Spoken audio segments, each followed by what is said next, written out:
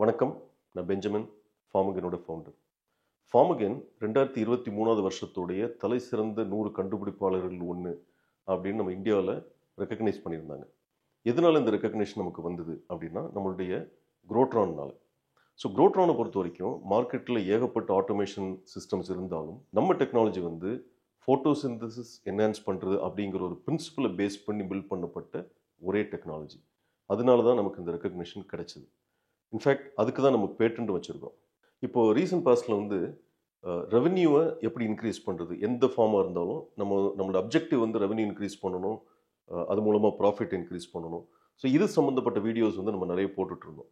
அப்போது நிறைய பேர் இந்த வீடியோஸை ஷேர் பண்ணி அதில் நிறைய பேர் வந்து காமெண்ட்ஸ், கொஷின்ஸ் இதெல்லாம் போட்டுட்ருந்தாங்க.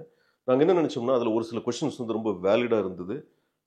ஸோ அந்த மாதிரியான கொஷின்ஸுக்கு வந்து ஆன்சர் பண்ணலாம்னு நினச்சோம். எல்லா கொஷின்ஸுக்கும் ஆன்சர் பண்ண முடியாட்டினாலும் முடிந்தவரை முக்கியமான கேள்விகளுக்கு பதில் சொல்லலாம் அப்படின்னு நினச்சோம். அந்த விதத்தில் இன்றைக்கி வந்து ஒருத்தர் என்ன கேள்வி கேட்டிருந்தாருன்னா, போர்லேருந்து ஏன் டைரெக்டாக இரிகேட் பண்ணக்கூடாது, ஏன் வந்து அந்த தண்ணியை ஒரு பாண்டுக்கு கொண்டு போய் அதுக்கப்புறமா இரிகேட் பண்ண சொல்கிறீங்க அப்படின்னு ஒரு கேள்வி கேட்டிருந்தாரு. இதை பற்றி கொஞ்சம் டெக்னிக்கலாக விளக்கம் கொடுக்கலாம் அப்படின்ட்டு தான் இந்த வீடியோவை போடுறோம். இப்போது போர்வெல்லேருந்து இரிகேட் பண்ணும்போது நீங்கள் வந்து மைண்டில் வச்சுக்க வேண்டியது ப்ரெஷர். இந்த ப்ரெஷர் அப்படிங்கிற சப்ஜெக்டை நான் வந்து ஆல்மோஸ்ட் எல்லா வீடியோலையும் ரொம்ப டீட்டெயிலாக நான் சொல்லியிருப்பேன். இப்போது உங்களுக்கு வந்து ஒரு ஃபார்ம் இருக்குது, அதில் ஒரு 4-5 வேல்வாக டிவைட் பண்ணியிருக்குன்னு வச்சுக்கோங்களேன். போர்வெல்லேருந்து இரிகேட் பண்ணும்போது உங்கள் எல்லாருக்கும் தெரிஞ்ச ஒரு சப்ஜெக்ட், போர்வெல்லில் நிறைய தண்ணி இருந்ததுன்னா 2 இன்ச்சு தண்ணி வரும், தண்ணி கம்மியாக இருக்கும்போது அது 1 இன்ச்சாக மாறும், 1/2 இன்ச்சாக மாறும், இப்படியெல்லாம் நம்ம பேசி பழகிருப்போம்.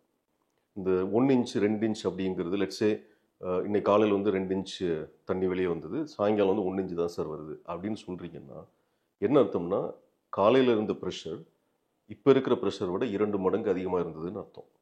அப்போ ஒரு இரிகேஷன் லைனை நம்ம டிசைன் பண்ணும்போது எப்படி டிசைன் பண்ணுவோம், ஒரு சர்டன் ப்ரெஷருக்கு வேண்டி டிசைன் பண்ணுவோம். 2 பார்லேருந்து 2.25 பார் வரைக்கும் ஆப்டிமலாக ஒர்க் ஆகக்கூடிய ஒரு இரிகேஷன் சிஸ்டம் அப்படின்னு நம்ம டிசைன் பண்ணியிருக்கோம்னு வச்சுக்கோங்களேன்.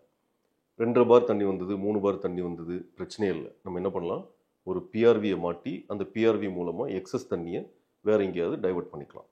ஆனால் ப்ரெஷர் குறைஞ்சி நம்ம 2லேருந்து 2.25 பாருக்கு டிசைன் பண்ண இரிகேஷன் சிஸ்டத்துக்கு 1 பார் ப்ரெஷர் தான் போகுதுன்னு வச்சுக்கோங்களேன். இமேஜின் பண்ணி பாருங்கள், உங்களுடைய எல்லா ஏரியாவுக்கும் தண்ணி போகுமா? கண்டிப்பாக போகாது. வேல்வுக்கு பக்கத்தில் இருக்கிற இடத்துல வந்து ஒரு பாதி இடத்துல தண்ணி ஓரளவுக்கு நல்லா போயிருக்கும். கொஞ்சம் தூரமாக இருக்கிற இடத்துக்கு வந்து அரைகுறையாகவோ இல்லை தண்ணி போகாமலே கூட இருக்கலாம். அப்படி ஒரு சூழ்நிலை வந்ததுன்னா நீங்கள் திங்க் பண்ணி பார்த்தீங்கன்னா, ஒன்று இரிகேஷன் போகாது, 2 அந்த பிளான்ட்டுக்கு தேவையான நியூட்ரிஷன் ஊட்டச்சத்துக்களும் போய் சேராது. அப்போ தண்ணியும் ஊட்டச்சத்துக்களும் கரெக்டாக போய் சேரலைன்னா அந்த செடிகளால், தாவரத்தால் ஃபோட்டோசிந்தசிஸில், ஒளிச்சேர்க்கையில் கரெக்டாக இன்வால்வ் ஆக முடியுமான்னா முடியாது. அப்போ ஃபோட்டோசிந்தசிஸில் கரெக்டாக இன்வால்வ் ஆகலைன்னா அந்த பிளான்ட் வந்து ப்ரொடியூஸ் பண்ணி உங்களுக்கு ப்ராஃபிட் கொடுக்க முடியுமா அப்படின்னா முடியாது. அப்போ இந்த ப்ரெஷர் அப்படிங்கிறது தான் உங்களோட ப்ராஃபிட் கூட டைரெக்டாக லிங்க் ஆகிருக்கு.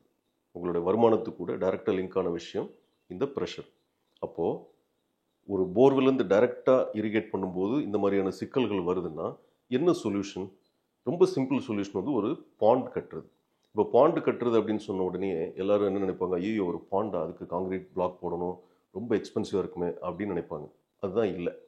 இன்றைக்கி வந்து தொழில்நுட்பம் எந்த அளவுக்கு வளர்ந்துருக்குதுன்னா, நீங்கள் வந்து ஜேசிபி வச்சு தோண்டிட்டு அதில் வந்து ஒரு பாண்ட் லைனர் அப்படிங்கிற ஒரு கான்செப்ட் இருக்குது. இது வந்து ஒரு ரொம்ப ஹை கிரேட் பிளாஸ்டிக் மெட்டீரியல்.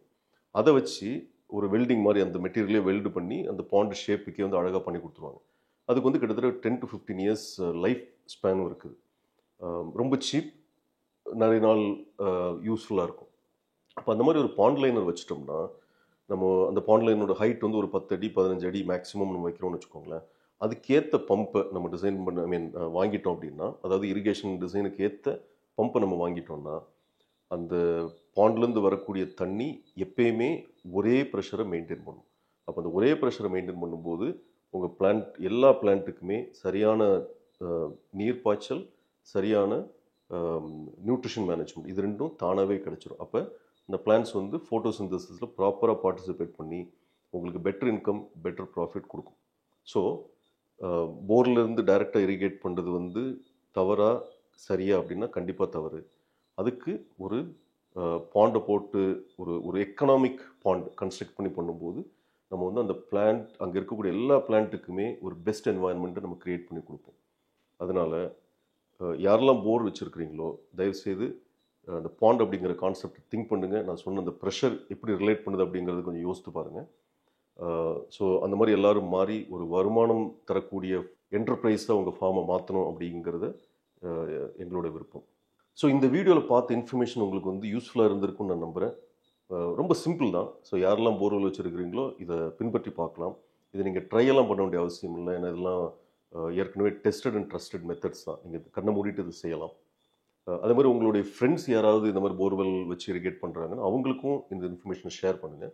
இந்த மாதிரி சின்ன சின்ன டிப்ஸ் அண்ட் ட்ரிக்ஸ் உங்களுக்கு நாங்கள் வீடியோ போடும்போதில் வந்து சேரணும் சீக்கிரம் அப்படின்னு நினச்சிங்கன்னா இந்த வீடியோவுக்கு சப்ஸ்கிரைப் பண்ணிக்கோங்க. ஸோ திருப்பியும் இன்னொரு வீடியோவில் சந்திக்கிற வரைக்கும் நன்றி, வணக்கம்.